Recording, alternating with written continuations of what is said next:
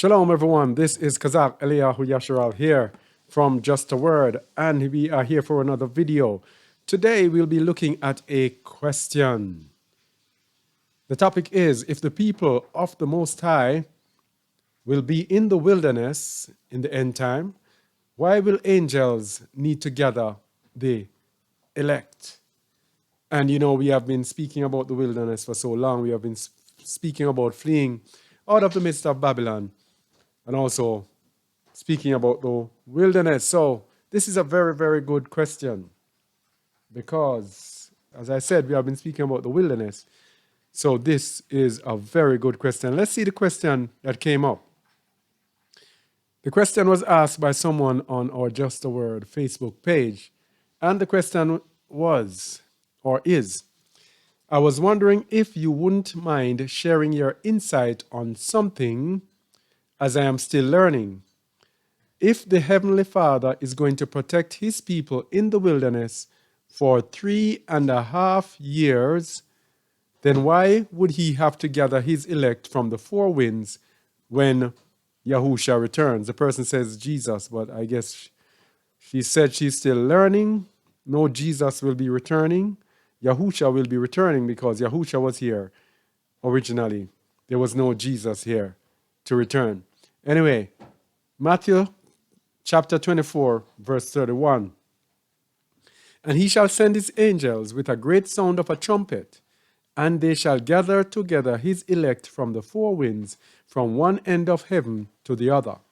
And the big question is, why would his elect still be scattered? All right, so to begin answering the question, let's go to the Bible. Revelation 13, 7 to 8. We have to establish that, where are we? 7 to 8. And it was given unto him to make war with the saints and to overcome them. And power was given him over all kindreds and tongues and nations. So the beast is going to have power over all kindreds, all races, all languages, and all nations. So the Most High has given him permission to make war with the saints and to overcome them. This is very important as to the question about why the elect will be scattered as well. And he says, and all that dwell upon the earth shall worship him, whose names are not written in the book of life of the Lamb slain from the foundation of the world. So everyone whose name is not written in the book of life will worship the beast. That means not all.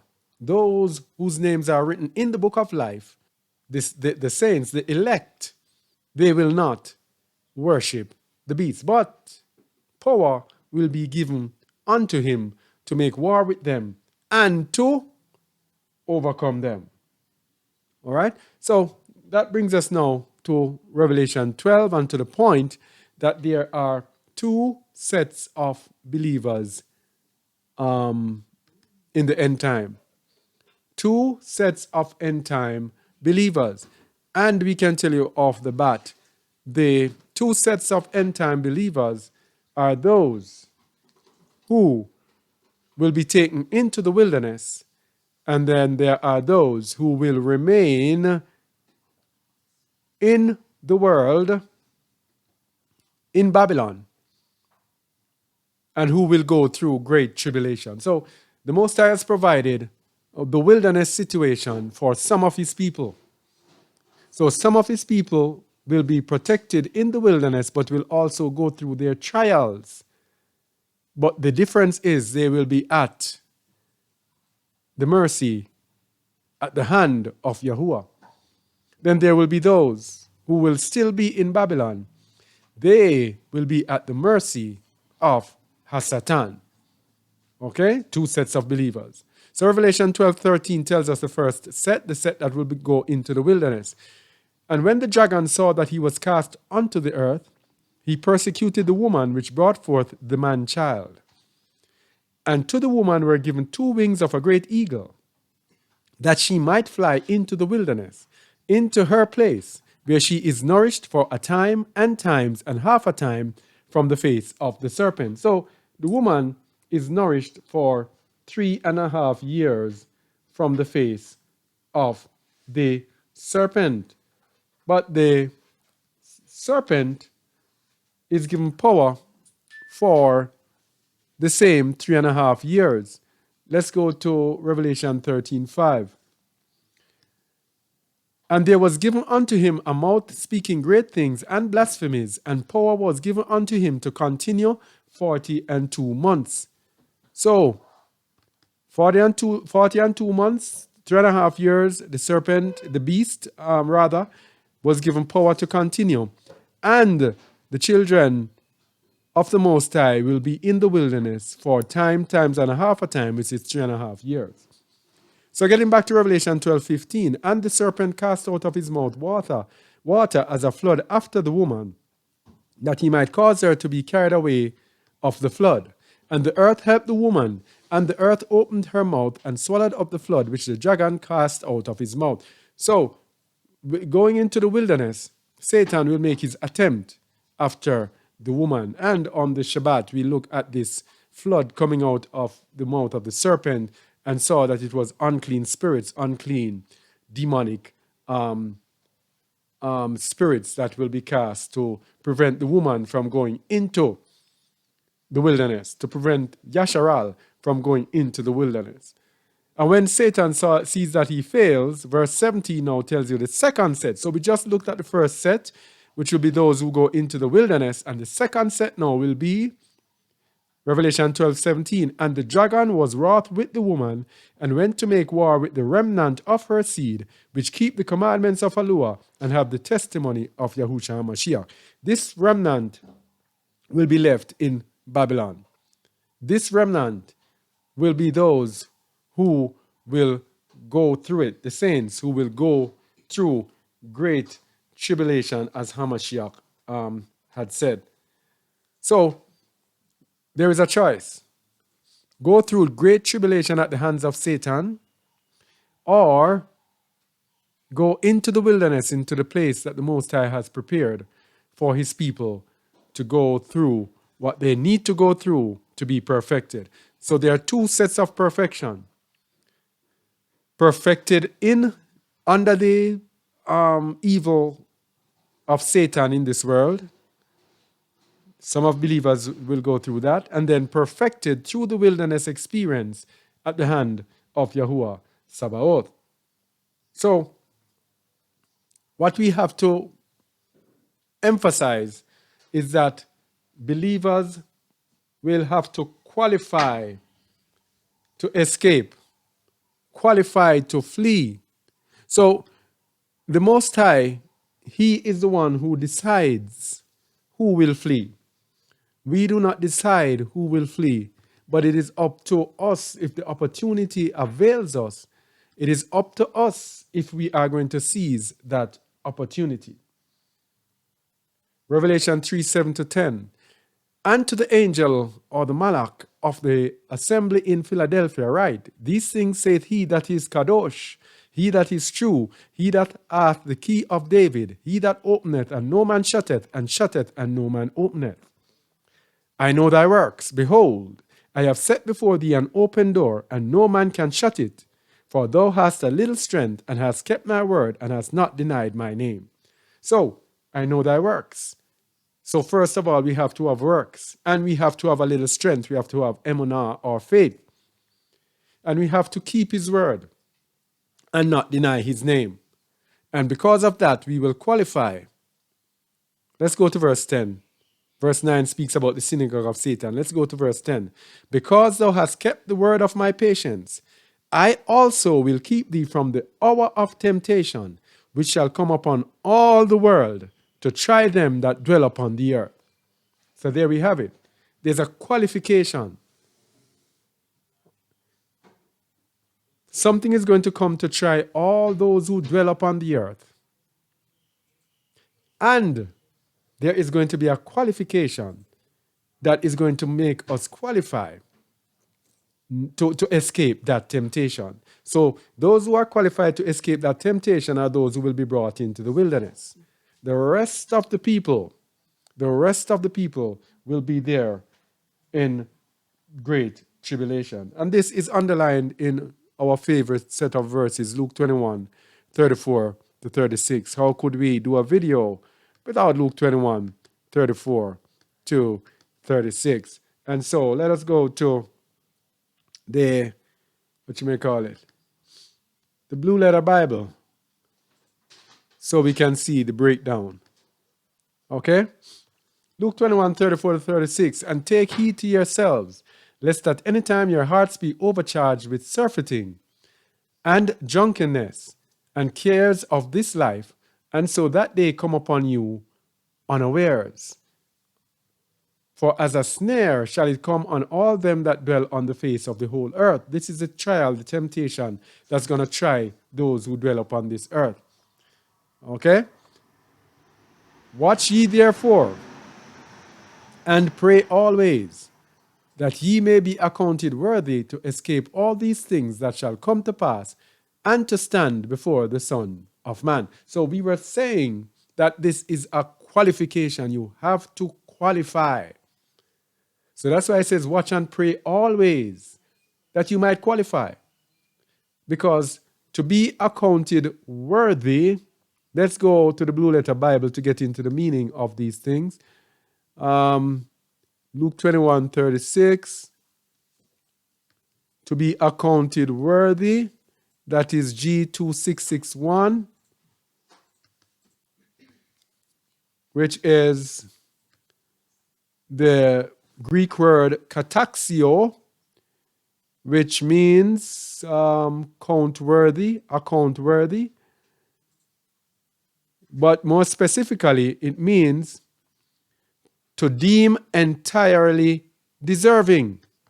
To deem entirely deserving. So you have to ensure that you are deemed entirely deserving to escape. And to escape, there is G1628, which means, it's from the Greek ekpheugo, which means to flee out of, to flee away, to seek safety in flight, to escape.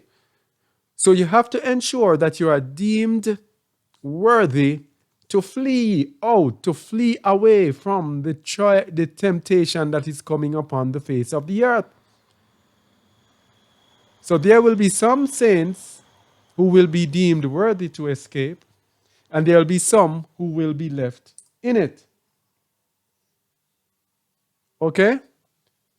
And the wilderness experience is very unique in that it goes back to the time of Egypt when there were righteous and unrighteous people going through the wilderness. And it will be so again if you go to Ezekiel 20, verse 35.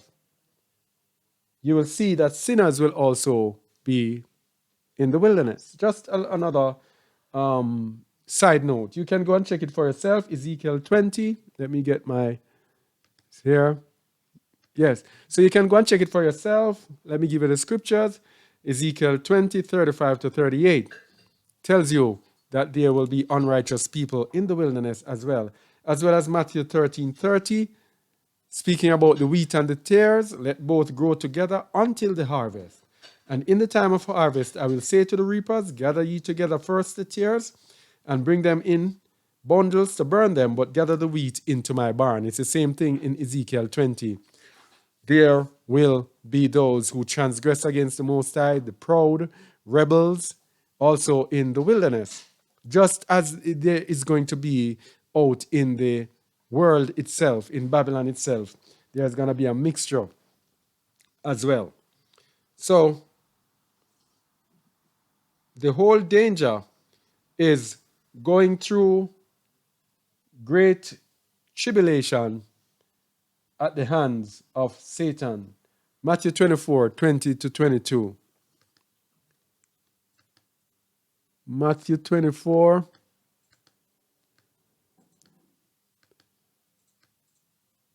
20-22. But pray ye that your flight be not in the winter, neither on the Sabbath day. Now, this winter here is very important because winter speaks about the time when it's so cold. You don't want to be fleeing at that time. At that time, neither on the Sabbath day. The Sabbath day there refers to rest. When you should be resting, that is when you are fleeing. For then shall be great tribulation, such as was not since the beginning of the world to this time, no, nor ever shall be. So, great tribulation. This is the temptation that's going to try the whole earth. This is a temptation that we are being given. Those who are watching this are being given the opportunity to avoid. And except those days should be shortened, there should no flesh be saved, but for the elect's sake those days shall be shortened. So it shows that the elect will also be going through the tribulation. So the days are shortened for their sake. Okay? So some of the elect will be in the wilderness. Some of the elect will be out in the world. Some, of course, will be perfected through death. Revelation 20, verse 4.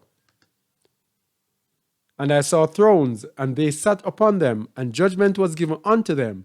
And I saw the souls of them that were beheaded for the witness of Yahusha, and for the word of Aluah, and which had not worshipped the beast, neither his image, neither had received his mark upon their foreheads or in their hands, and they lived and reigned with Hamashiach 1,000 years. So some of those will be perfected through death. Verse 5 says, but the rest of the dead live not again until the 1,000 years were finished. This is the first resurrection. So we have the dead. Some of them will be perfected through death. But some of them will still be alive. So the book of Nehemiah, no, Ecclesiasticus, tells us also that those who are dead are counted among the elect as well. Very important for what we are going to be saying next. Sirach. Where is Ecclesiasticus? Oh yes, Sirach 49:13.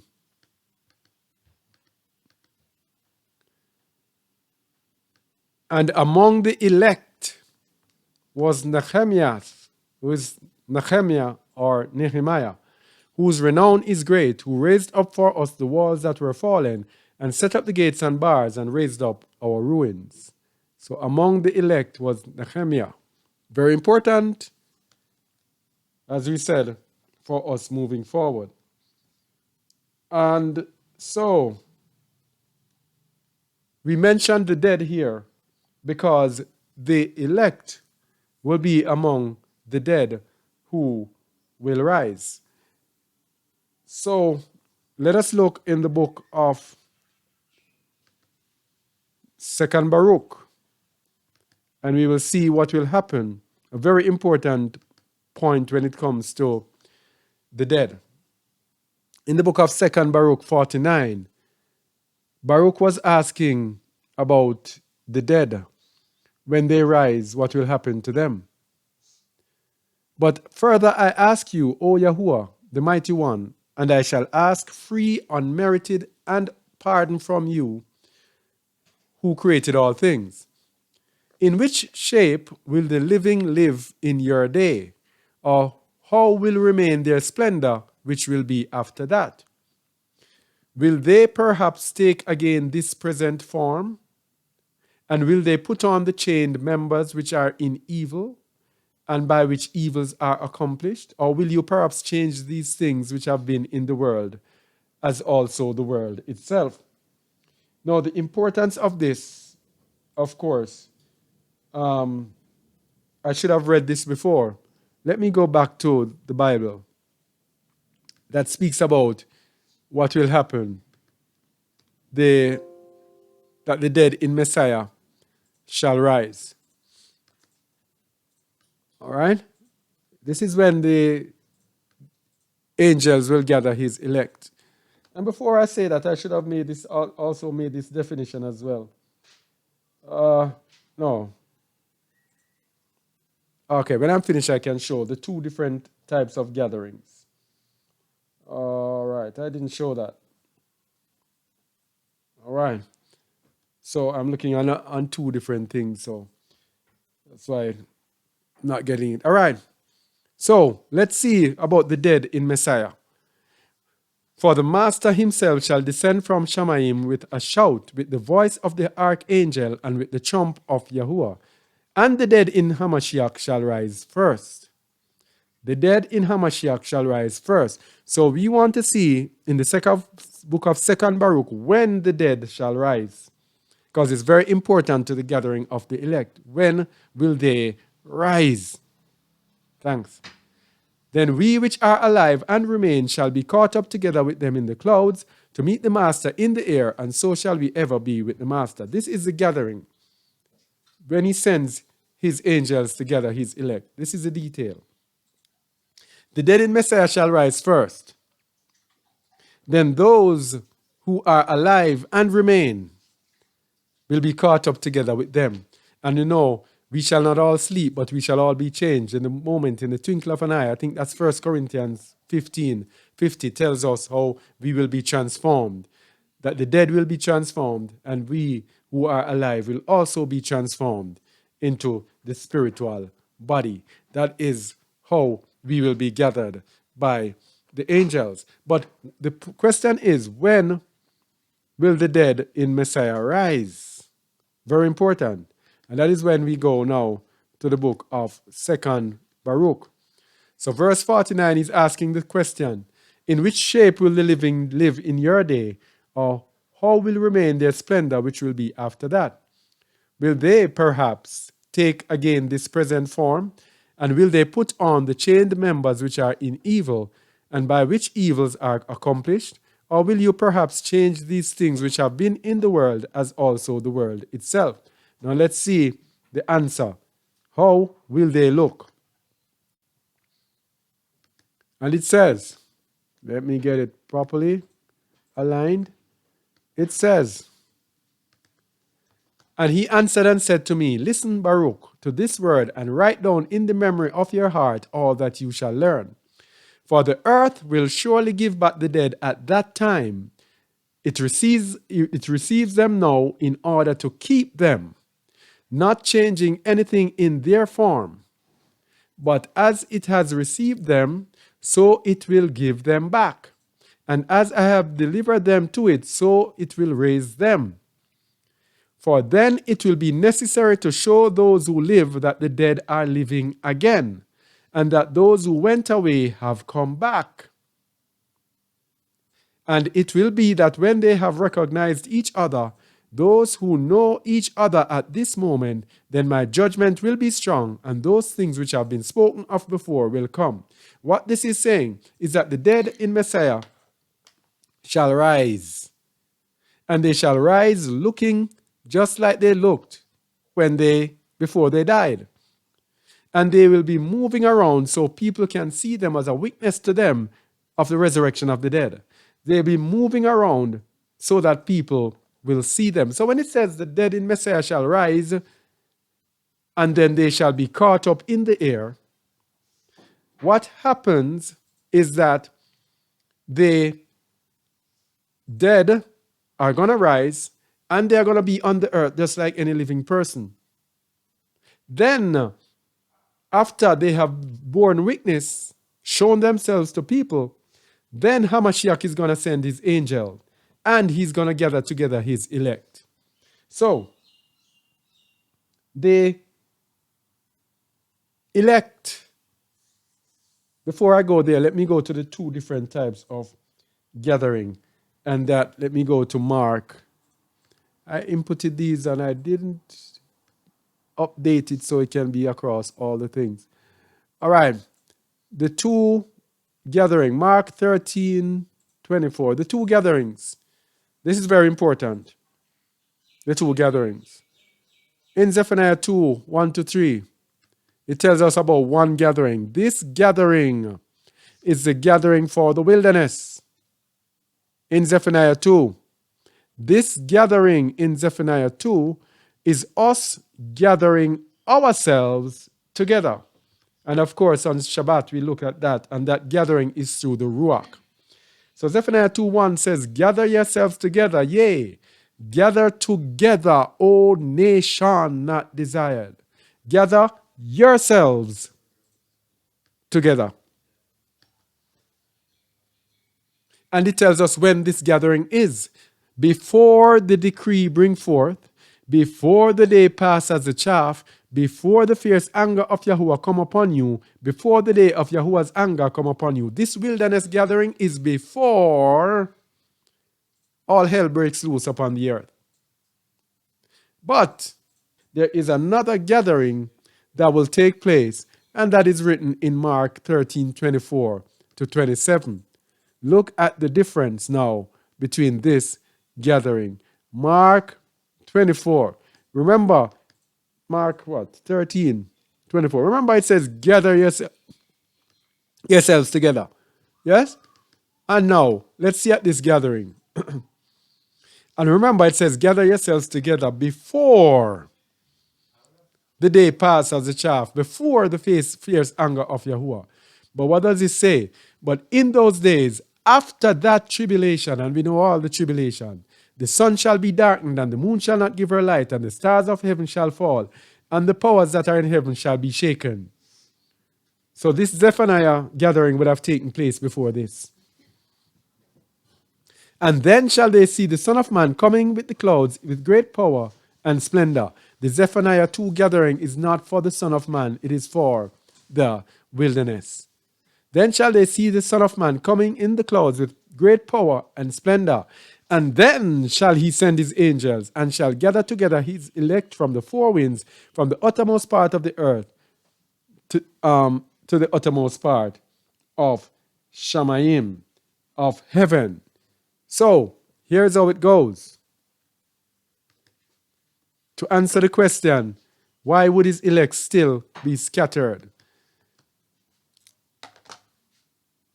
His people will be, some of his people will be in the wilderness, some will still be in the world. Some of his elect will be in the wilderness, some will still be in the world. Now, they will be scattered because some of them will be the dead in Messiah, and some of them will be saints who are still in the world.